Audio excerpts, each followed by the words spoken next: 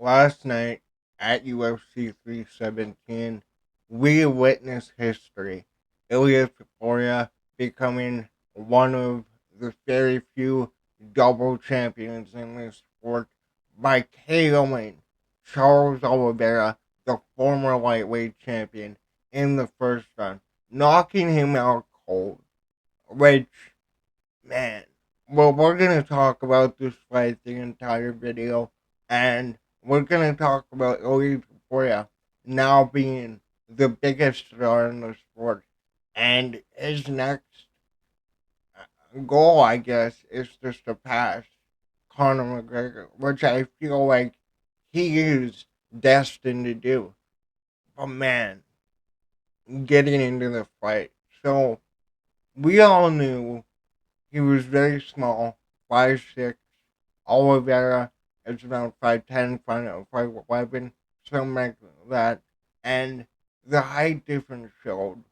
But man, the level of skill that Ilia Topuria has, and a lot of these featherweight fighters have, Charles Oliveira being a former featherweight, it's unheard of, man. Like, I was watching this fight. I expected Ilia Topuria to knock out Oliveira. I love Oliveira.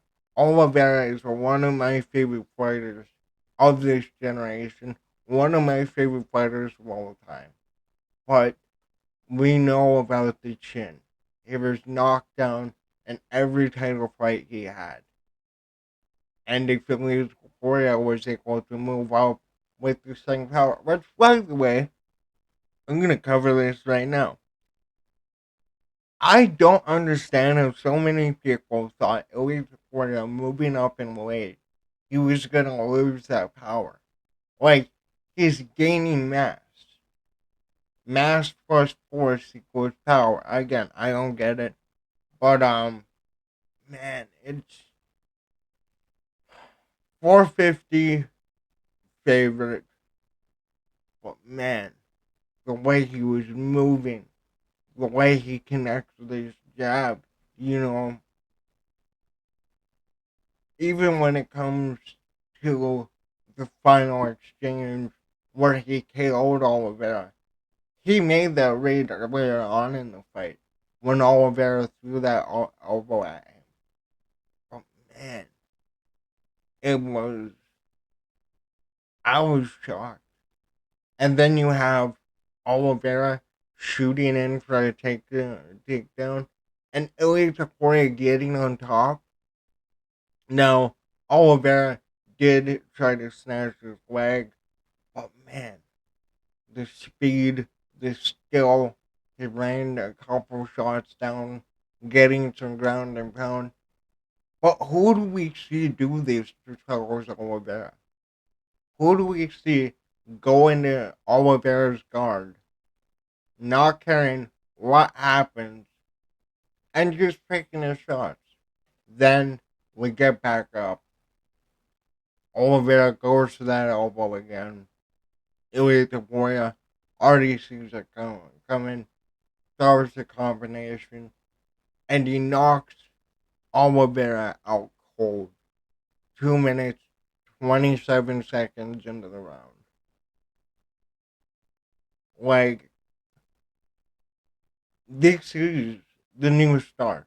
Whether you are the biggest Ilia fan or the biggest Ilia hater, this guy is the face of the UFC right now, and he will be that for quite some time.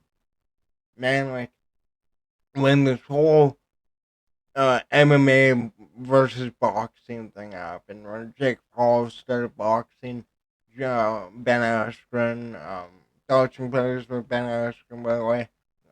He's doing really good in recovery from what I've heard.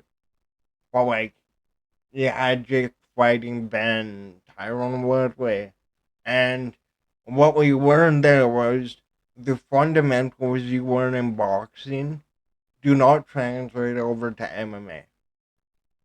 The jab, the setups, the combinations, the speed, the power, choosing how much power to put in each shot. Very, very few,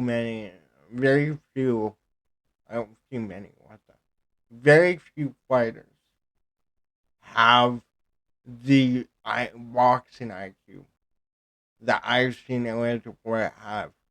Usually we're seeing Muay Thai strikers, kickboxers. We're never seeing guys with fundamental boxing at this level.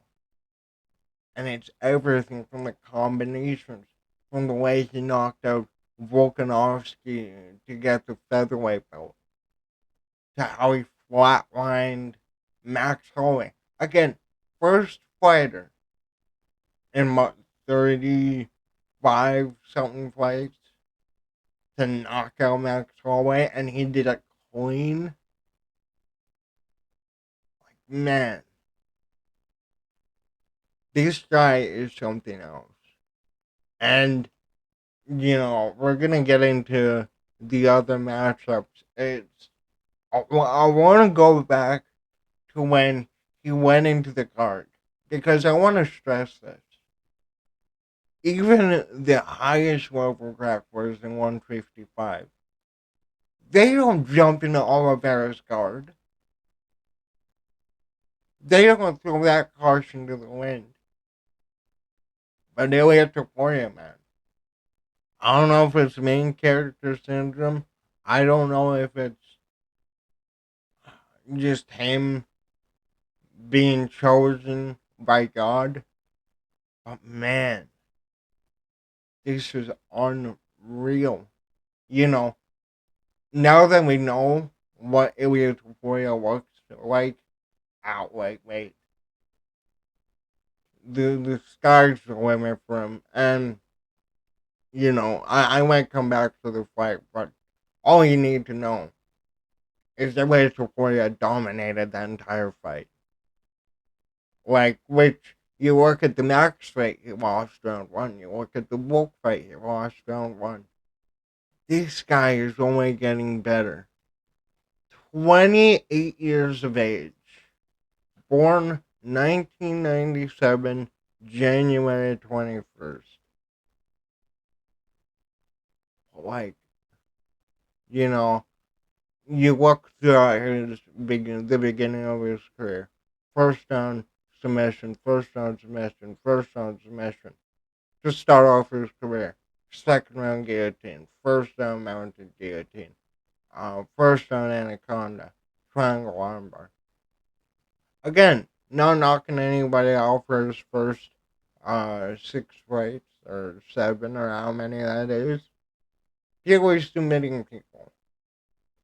Then he KOs Stephen Gunquaves, makes his debut in UFC in the UFC in 2020 against Yusuf Zalal.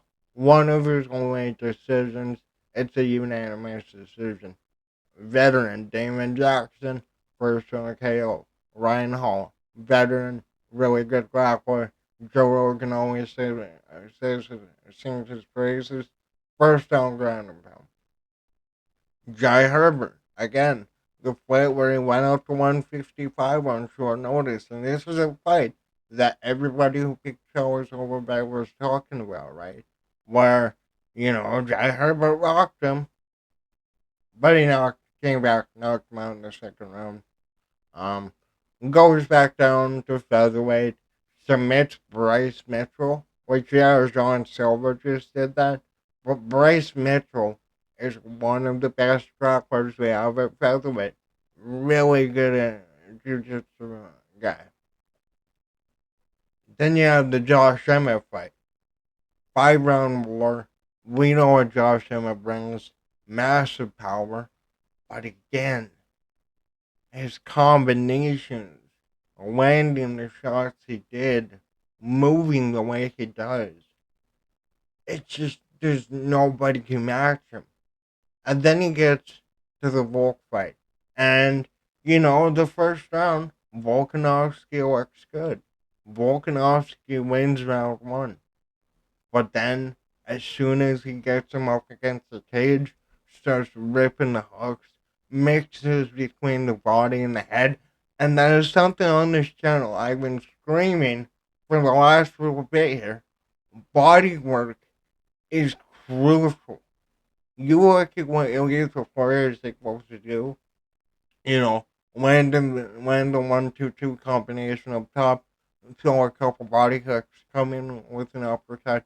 That again is boxing level IQ. That's something that none of these fighters have. Yes, Volk was knocked out 3 months before at 155 by Islam. Maybe if he had a full year to recover, it would have been different. But then you go to Max Holloway, the second or third best featherweight of all time. Once again, loses round one. Bit of a feel out process. Round two, gets back into that fight. Round three, hits him with that left hook. Knocks him to the ground cold. Finishes him up with ground strikes.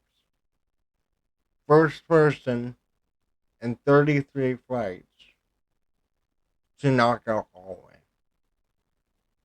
Gaethje couldn't do it. Poirier couldn't do it. Oliveira got injured in that fight.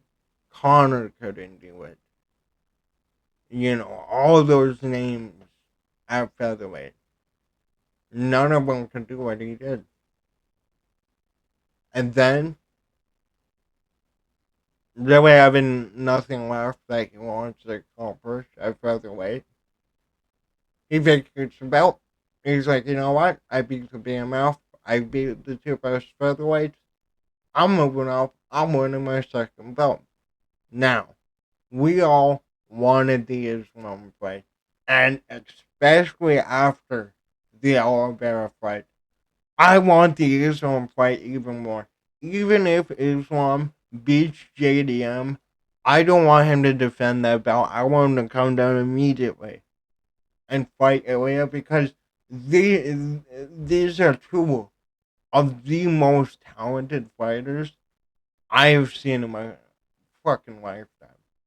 It's unbelievable the strides that these guys are taking. And it only, you know, goes to show you how much this sport evolves. Now, I want to show you Conor McGregor's. Now, we're not going to talk about anything going on with Conor now, but I want to compare his rise, right? So, again, wins as amateur, pro debut, wins by TKO, gets submitted in his third fight, oh well, another TKO, loses to Joe Duffy and Cage Warriors, TKO,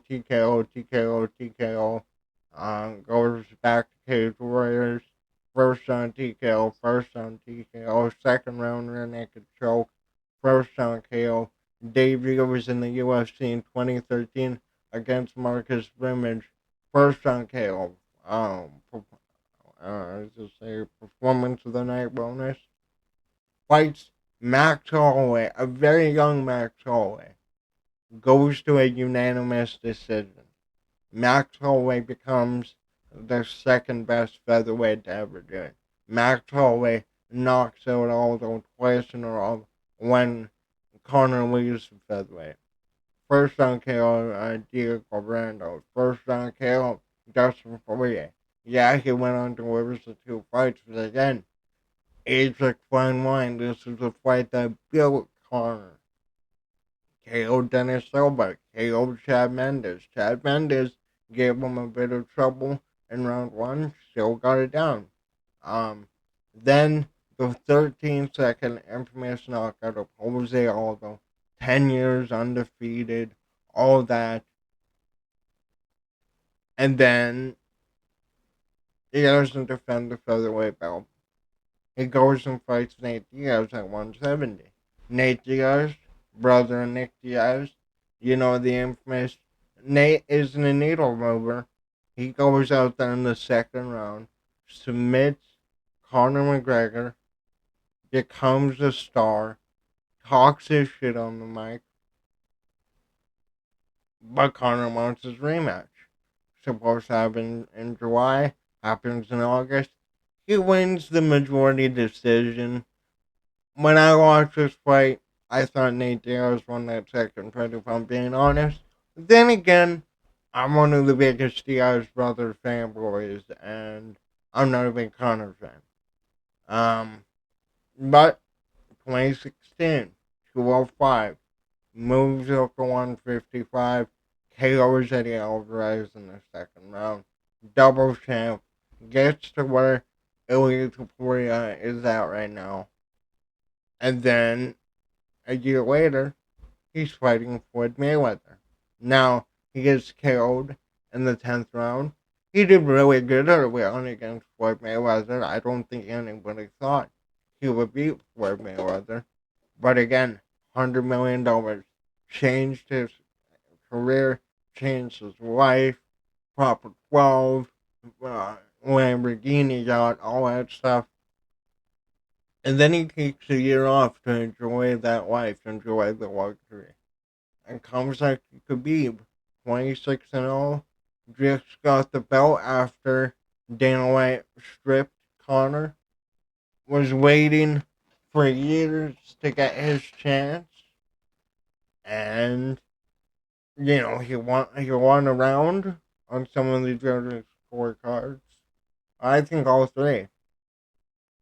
But again, Khabib did what he did against everybody. He actually lasted longer, 4 rounds.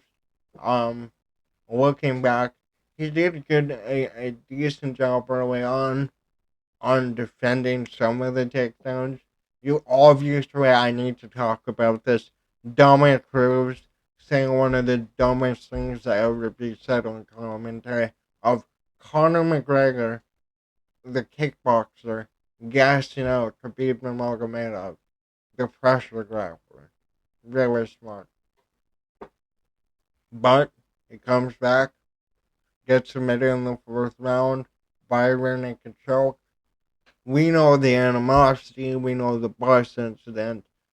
Khabib jumps the cage after attacks Dylan Dennis. Khabib's teammates get cut from the UFC. He says, "Oh yeah, they're gonna cut my boys while I'm retiring." And then all of his boys came back. So, this loss, I feel, really, really started the downfall for Conor. So he doesn't fight for 2 years. Comes back January 18th, 2020. KO's Cowboy Cerrone in the first round. Gets him against the cage. We got some shoulder shots. Finishes it off with a head kick. Good win at the time. Stephen A. Smith, infamously though, had the best take about this when it happened. And saying, we didn't learn a damn thing about Conor. Now, he attacked Cowboy in a way that pissed off everybody.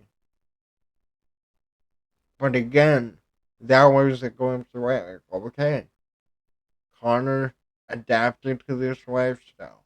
He's made his money. He doesn't need to fight for money anymore.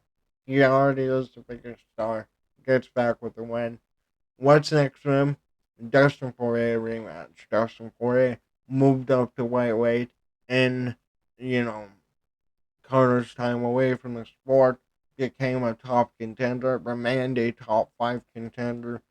Basically, the majority of the time, he was up there multiple times title challenger. Yes, he fell short all 3 times. But again, against Islam, against Charles, against Khabib, 3 of the best lightweights to ever do it. Gets KO'd in the second round. And, then, you got the trilogy right there, which we're going to get to. But this was a nice Conor. Conor praising Dustin for the hot sauce, wanting to try the hot sauce. Buddy, oh, how's your wife? How was the kid? And then it completely flips in the third fight against Dustin Poirier. And the more time that goes on, the more people look back at this fight, right? Where Connor's best rounds are the first two rounds. Poirier mopped the fucking floor with him that first round. Connor ends up stepping back to back the wrong way, breaks his ankle, you know. Doctor stoppage. But I mean, and even if you are the biggest Connor fan, you knew that if that ankle didn't snap, that second round happened, we were gonna watch the exact same thing we watched in January. But that is the biggest star in the sport, right?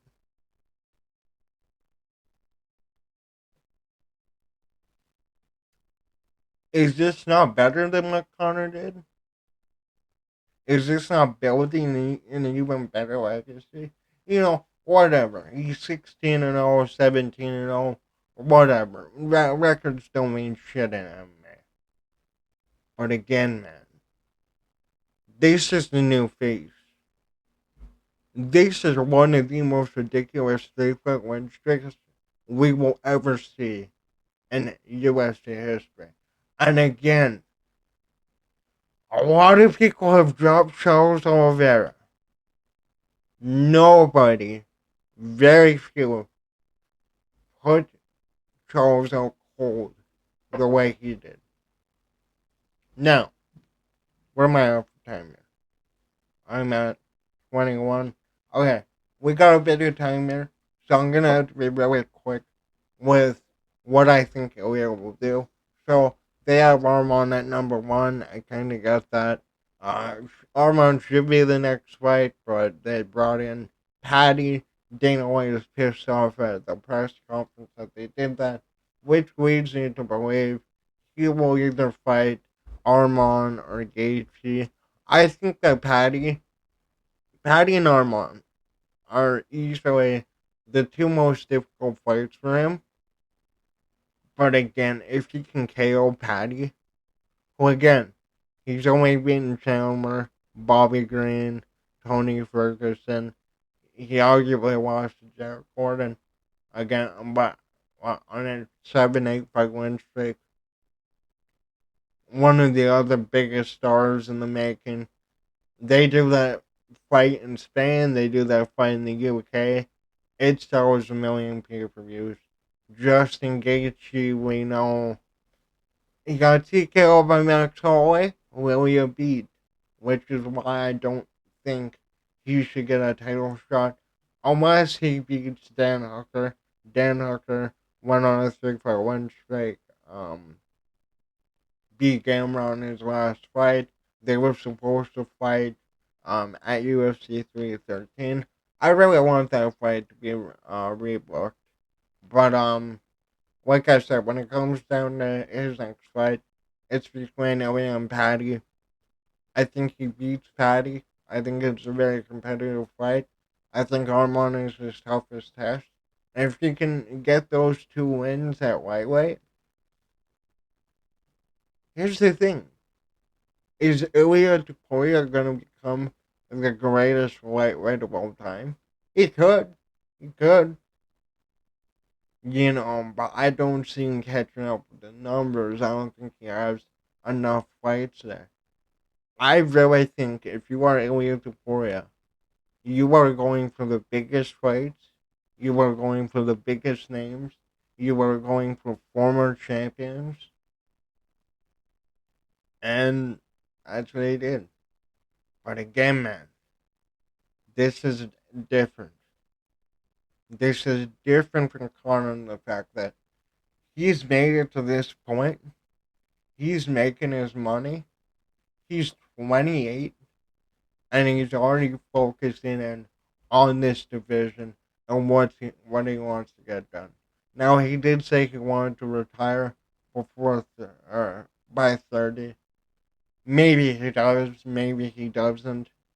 But again, after that win, this guy is a top 10 fighter of all time. This guy already has two wins over two guys I had in my top 10 in Max and Wolf. He just KO'd another fan favorite in Oliveira. I don't think anybody can beat him. I think he's only going to get better. I think he has an understanding of boxing that I've never seen any other fighter have in the UFC. And he will surpass Conor McGregor. I really do believe it.